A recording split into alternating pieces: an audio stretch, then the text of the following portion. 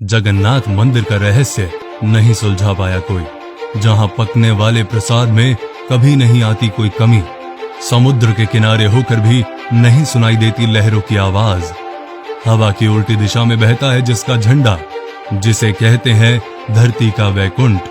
धार्मिक आस्था रखने वाले हमारे देश में अनगिनत मंदिर हैं और हर मंदिर की अपनी अपनी कहानी भी है।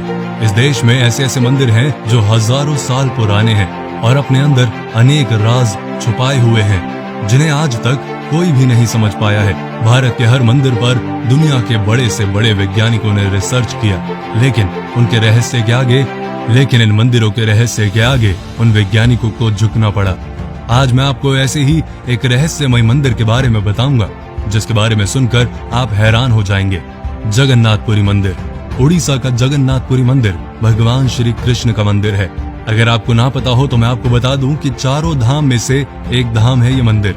ये पवित्र मंदिर पूरी दुनिया में मशहूर है और हर साल इस मंदिर के दर्शन के लिए दुनिया के कोने कोने से लोगों की भीड़ लग जाती है। उड़ीसा में समुद्र के किनारे स्थापित यह मंदिर बहुत ही शांत कहा जाता है। मंदिर के बाहर जो सागर की लहरों का शोर बहुत जोर जोर से सुनाई देता है ना, वो इस मंदिर में आने के बाद किसी भी तरह की सागर की लहरें या कोई आवाज नहीं सुनाई देती, जो कि बहुत ही आश्चर्यजनक बात है। मंदिर के प्रसाद में नहीं आती कोई कमी। मंदिर के अंदर पकाया जाने वाला प्रसाद कभी भी कम नहीं होता। मंदिर के अंदर प्रसाद तब तक बंटता रहता है जब तक श्रद्धालु खत्म नहीं हो जाते। यहाँ डेली हजारों और लाखों की संख्या में श्रद्धालु आते हैं जिनके लिए डेली लंगर लगाया जाता है। इस लंगर में भी कभी कोई कमी नहीं आती, जिसका कारण है इस मंदिर की रसोई में छिपा रहस्य। दरअसल इस मंदिर में प्रसाद पकाने के लिए 7 किस्म के बर्तनों को एक साथ पकाने के लिए रखा जाता है, लेकिन हैरान करने वाली बात यह है कि इसमें सबसे ऊपर रखे हुए बर्तन में प्रसाद सबसे पहले पकता है, फिर उसके नीचे रखे बर्तन में। भगवान को चढ़ाने वाला महाप्रसाद को बनाने के लिए 500 रसोइये, 300 उनके सहायक यानी 800 लोग काम करते हैं। शिखर का झंडा बहता है उल्टी दिशा में। जगन्नाथ मंदिर एक लौता ऐसा मंदिर है जिसके शिखर पर लगे झंडे को डेली बदल दिया जाता है। इस मंदिर की यह मान्यता है कि यदि एक दिन भी इसका झंडा नहीं बदला जाएगा तो यह मंदिर 18 साल के लिए बंद हो जाएगा।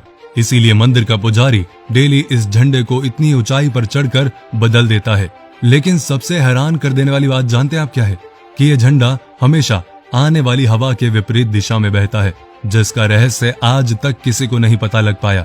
शिखर पर लगे झंडे के साथ एक सुदर्शन चक्र लगाया गया है, जिसे हर दिशा से देखने पर उसका मुंह आपको आपकी तरफ ही दिखाई देगा।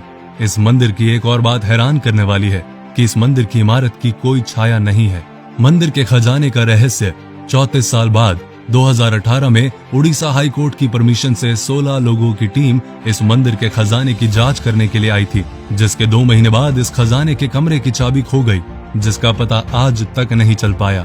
जांच करने वाली टीम ने रतन भंडार के रक्षक की मूर्ति की शपथ लेकर जांच शुरू की थी कि वहां की किसी वस्तु को और खजाने को वो हाथ नहीं लगाएंगे। उनका काम केवल सुरक्षा की जांच करना था।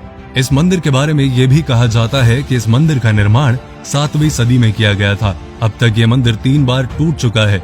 1174 ईस्वी में इस मंदिर को दोबारा अनंग भीमदेव ने बनाया था।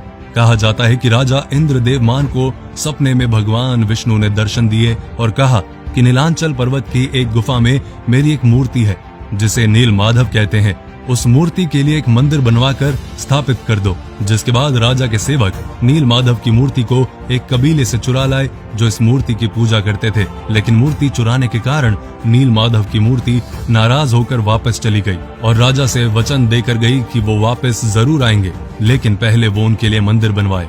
राजा ने मंदिर बनाया और भगवान विष्णु से आने की विनती की। भगवान विष्णु ने कहा कि पहले समुद्र में द्वारिका से तैरकर आ रहे पेड़ का बड़ा टुकड़ा उठा कर लाओ और उससे मेरी मूर्ति बनाओ। राजा के काफी कोशिश करने के बाद भी वो टुकड़ा ना उठा पाए, जिसके बाद राजा ने उसी कबीले के मुखिया से मदद मांगी और पेड़ का टुकड़ा उठा लाए, लेकिन कोई भी उससे भगवान की मूर्ति ना बना सका। जिसके बाद विश्वकर्मा भगवान एक वृद्ध व्यक्ति का रूप धारण कर आए और मूर्ति बनाने के लिए राजी हो गए, लेकिन उन्होंने एक शर्त रखी कि जब तक मैं मूर्ति ना बना लूं कोई भीतर ना आए। लेकिन रानी को उनका काम देखने की उत्सुकता हुई और रानी के कहने पर राजा ने कमरा खोल दिया।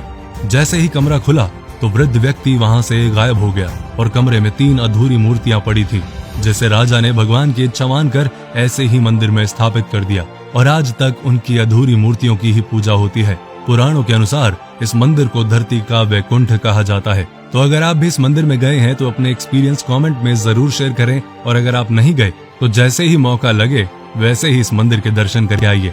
वीडियो को लाइक कीजिए, वीडियो को शेयर कीजिए और पेज को फॉलो कीजिए।